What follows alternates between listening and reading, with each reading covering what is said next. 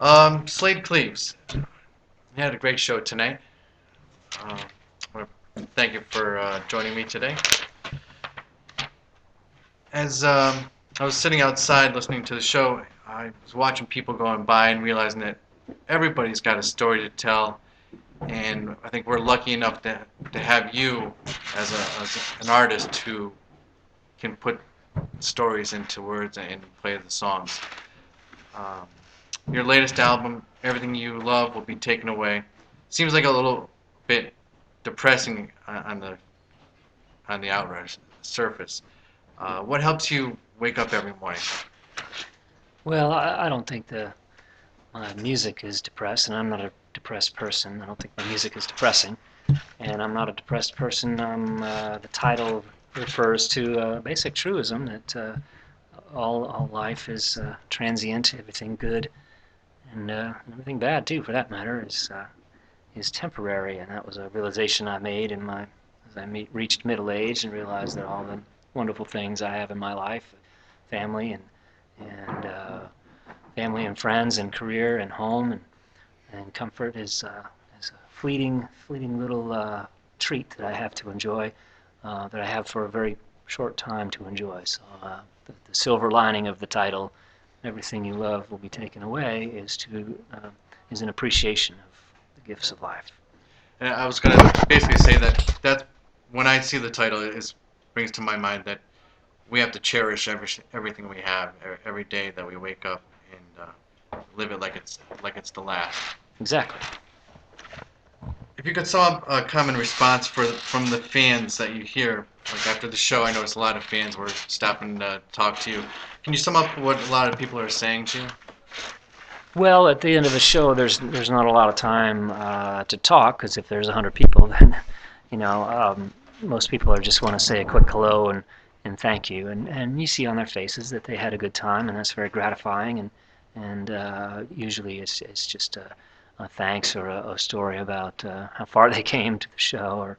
But the most moving stories I get are when people tell me about how my music helped them through a rough patch in their lives, and that's just that's the most powerful thing that I can hear, because that's why I started doing music, because it helped me through a rough patch when I was young, growing up, and didn't know who I wanted to be or what I wanted to do with my life. And if, when I hear that music has helped people, that's the greatest thing in the world. Have you heard of CMT's Crossroads? Yeah. If you could invite any artist to join you, who do you think it would be? Oh, well, I'm not quite sure of the concept. I thought it was just like an alternative country show or something. So Right, I think they usually what they do is like invite someone that they grew up listening to, or like a, an eclectic opposite of what they play, like a hard rock versus a soft country. hmm.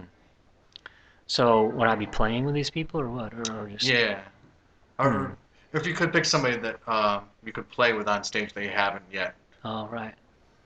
Um, well, I was really sad when Johnny Cash died, because I kind of had the fantasy that someday uh, Johnny Cash would do one of my songs. He did so many songs, so many covers and interesting covers, and sometimes I picture, what would it sound like Johnny Cash singing this song of mine, and I held out that hope for a little while that it might happen, but unfortunately he passed away. He wasn't that old, he was in his early 70s, I think, right? Yep. But he lived a hard life, and he paid for it. I did get to meet him one time, which was really great. He's really the only really famous musician that I've ever met. Nice. You're originally from Maine. You live in Texas. You write songs. Which part of Maine are you from? I grew up in southern Maine, South Berwick.